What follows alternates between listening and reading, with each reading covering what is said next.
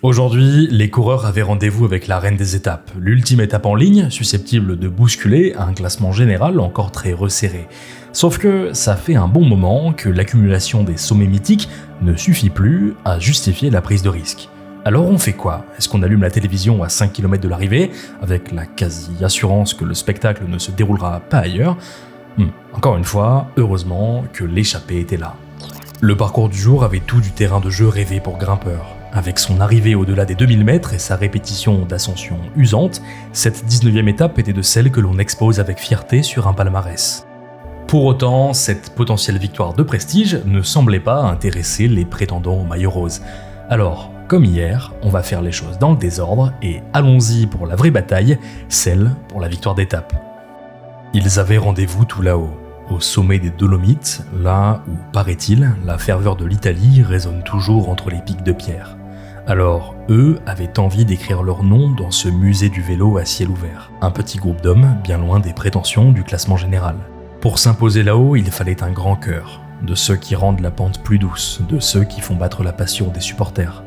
Cette image est celle d'un porteur de la feuille d'érable, ce drapeau canadien qui n'a jamais été aussi beau que flottant aux côtés de son plus noble représentant. Derek G est à l'avant, encore une fois, sa 7e escapade loin du peloton, dans un Giro qui rend plus que jamais honneur à ceux qui le font vibrer chaque jour.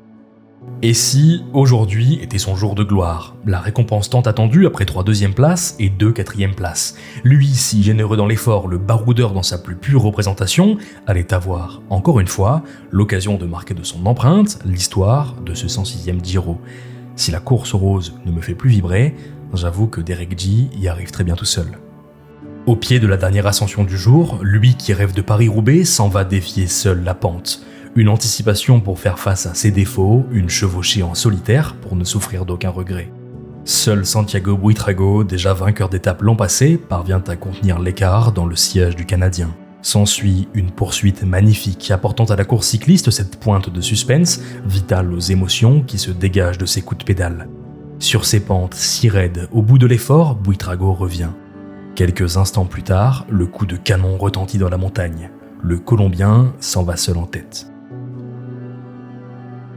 Et puis, plus rien. Encore une fois, la réalisation a préféré s'attarder sur un marquage des favoris, attendant patiemment la captation d'une image devenue si rare. L'attaque est attendue quand, devant, l'histoire de l'étape est gentiment repoussée dans l'ombre. Pourtant, le silence avait un sens, celui d'un dernier kilomètre sans aucune concurrence. Comme dans son jardin au-dessus des 2000 mètres, le Colombien Santiago Buitrago signe ici une victoire d'étape magnifique. Lui, si discret cette année, brille le dernier jour, visiblement le bon, une bonne habitude de succès italien bien méritée, là-bas, tout là-haut, où la montagne est son royaume. Et puis, que dire de lui, l'homme des 2e places, plus que jamais l'homme de ce tour. Aujourd'hui, j'aurais aimé vous raconter la belle histoire de Derek G, s'imposant enfin au bout du suspense sur la plus belle étape. Le scénario aurait été superbe, mais la course a sa façon bien à elle d'en écrire son propre récit. À moins qu'au contraire, cette étape ne participe encore plus à en créer la légende. Quoi de plus beau que le mythe de l'éternel deuxième pour entrer dans l'histoire? Lui, le grand inconnu, l'homme de l'ombre tout juste bon à alimenter les résumés de la reine des classiques. Le Giro était son coup de projecteur autant qu'il en était la lumière.